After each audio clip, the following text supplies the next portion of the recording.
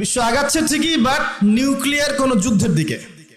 এখন বলবে ভবিষ্যৎবাণী করে দিল নিউক্লিয়ার যুদ্ধ হবেই, হবেই তো বলি নাই, বলেছি হওয়ার মুখোমুখি অবস্থা দাঁড়িয়ে আছে। যে কোনো মিলিটারি অ্যাফেয়ার্স যারা পড়াশোনা করে, ভালো মানের পলিটিশিয়ান যারা যারা ইন্টেলেক্ট রাখেন মাথার মধ্যে, শিক্ষিত সমাজ এবং মিলিটারি অ্যাফেয়ার্স যারা বোঝেন, তাদেরকে জিজ্ঞাসা করে দেখে যে আবু তো আদনান ভাই একটা লেকচারে বলেছিল যে সারা ওয়ার্ল্ড নাকি নিউক্লিয়ার যুদ্ধের দ্বারপ্রান্তে দাঁড়িয়ে আছে, কথাটা কতটুকু সত্য?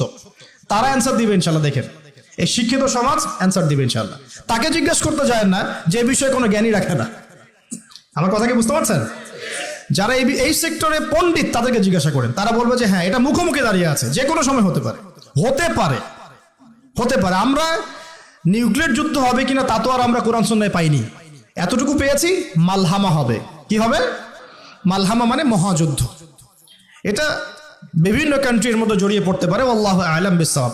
এতটুকু জেনেছি, ইরাকের ইউফ্রেটিস নদীর সোনার পাহাড়কে কেন্দ্র করে বিশাল যুদ্ধ হবে, এটা জেনেছি, হাদিসে আছে। শুধু তাই নয়, নবী সাল্লাল্লাহু আলাইহি ওয়াসাল্লাম বলেছেন প্রতি 100 জনের মধ্যে, প্রতি 100 জনের মধ্যে 99 জন মানুষ ওই যুদ্ধে মারা যাবে। যারা যুদ্ধে অংশ নিবে তাদের কথা বলা হচ্ছে। মুসলিমদেরকে বলা হচ্ছে তোমরা ওই সম্পদে হাতও দিবে না। ওই সম্পদ নেওয়া তো দূরের কথা, ওখানে হাতও দিতে যেও না। আমার কথা কি বুঝতে পারছেন? তো দেখছেন বিশ্ব এগিয়ে যাচ্ছে, কিন্তু আমরা বলছি যে একটা নিউক্লিয়ার ওয়ারের দিকে এগিয়ে যাচ্ছে।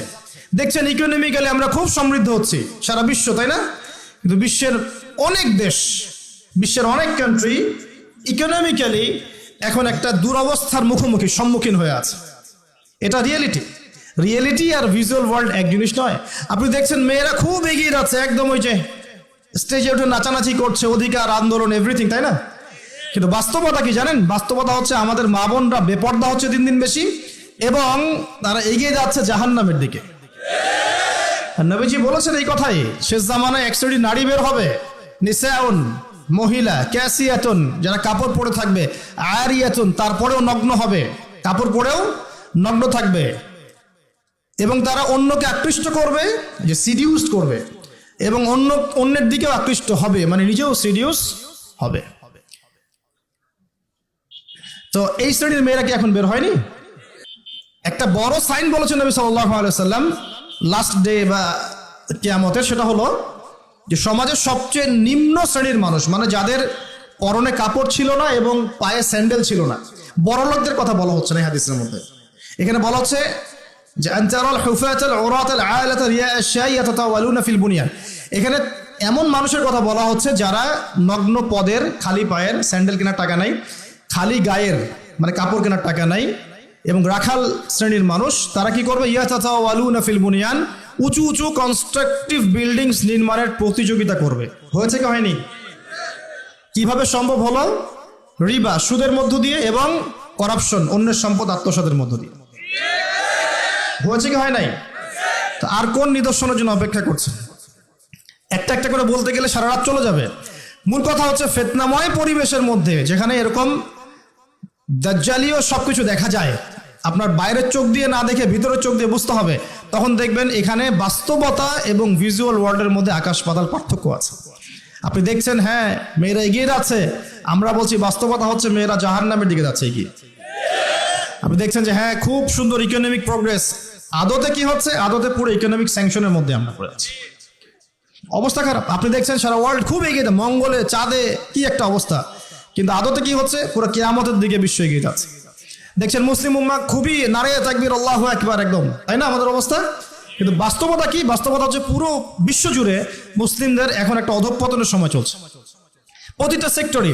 এটা সেই যুগ না যেটাতে উমর রাদিয়াল্লাহু আনহুর যুগে আমরা বসে পুরো বিশ্ব শাসন করতাম, সেটা কি এই যুগ? এই যুগ নয়। বরং নবীজি বলেছেন বাদা আল ইসলাম গরিবান ওয়া সায়াউদু কামা বাদা।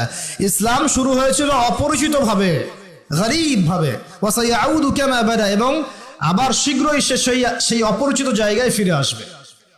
অপরিচিত জায়গায় ফিরে আসবে, গরীব জায়গায়। আপনি পরিবারে ইসলাম পালন করতে যান, পরিবারের মধ্যে আপনি গরীব হয়ে যাবেন, অপরিচিত হয়ে যাবেন। সমাজে পালন করতে যান, আমি কোন ইসলামের কথা বলছি? ওই গোলালু মার্কা ইসলাম না, যেটা সব তরকারিতেই চলে, ওটার কথা বলছি না। যে ইসলাম ফলো করলে আপনার হাতে আগুন ধরে রাখার মতো অবস্থা হয়, ওটা ফলো করেন, সমাজে আপনি বিচ্ছিন্ন হয়ে যাবেন। বিশ্বে পালন করতে যান, দেখবেন আপনাকে কোণঠাসা করে রেখে দিয়েছে। এই হলো অবস্থা, গরিবান। তো এই অবস্থায় কি হবে, যেটা আপনি বাহ্যিক চোখে দেখছেন বাস্তবতা এমন নাও হতে পারে। আল্লাহ পাক আমাদেরকে এই সিচুয়েশনটাকে বোঝার তৌফিক দান করুন। আর সিচুয়েশন বুঝতে গেলে বাহ্যিক জ্ঞান যথেষ্ট নয়, ইন্টারনাল কি লাগবে, আল্লাহর বাসিরা এবং নূর এবং মারেফত দরকার আছে। এটা কি জিনিস, এটা আমি আপনাকে আসলে ওই ক খ গ ঘর মতো পড়িয়ে বোঝাতে পারবো না, তবে আমি চেষ্টা করছি, আমার দিকে মনোযোগ দেন। খিদর আলাইহিস সালাম যা দেখছেন মুসা আলাইহিস সালাম কি তাই দেখেছিলেন? আচ্ছা, খিদর আলাইহিস সালাম যে তিনটা ঘটনা ঘটলো, এই তিনটা ক্ষেত্রে খিদর সঠিক ছিলেন না ভুল? তাহলে তিনি এমন কি দেখলেন, কি বুঝলেন, কি শুনলেন যেটা মুসা আলাইহিস সালাম পারলেন না, বুঝলেন না? এটা কি? এটাই হচ্ছে আল্লাহ পাকের বাসিরা বা মারেফত বা দূরদর্শিতা, যেটাকে আমরা আল্লাহ নূর বলি। তিনি আল্লাহ পাকের নূর দিয়ে দেখছেন। এখন আমরা বুঝলাম শেষ জামানায় টিকে থাকতে হলে আমাদেরকে এরকম দৃষ্টিভঙ্গি নিতে হবে, এতটুকু বুঝতে পেরেছে। কিন্তু এই দৃষ্টিভঙ্গি অর্জিত হবে কিভাবে, এই বিষয়টা আমরা বুঝতে পারছি না। পরিবেশটা নষ্ট করেন না। এই দৃষ্টিভঙ্গি অর্জিত হবে কিভাবে, এটা কি জানা দরকার নাই? আচ্ছা, আসুন সেদিকে কথা বলি।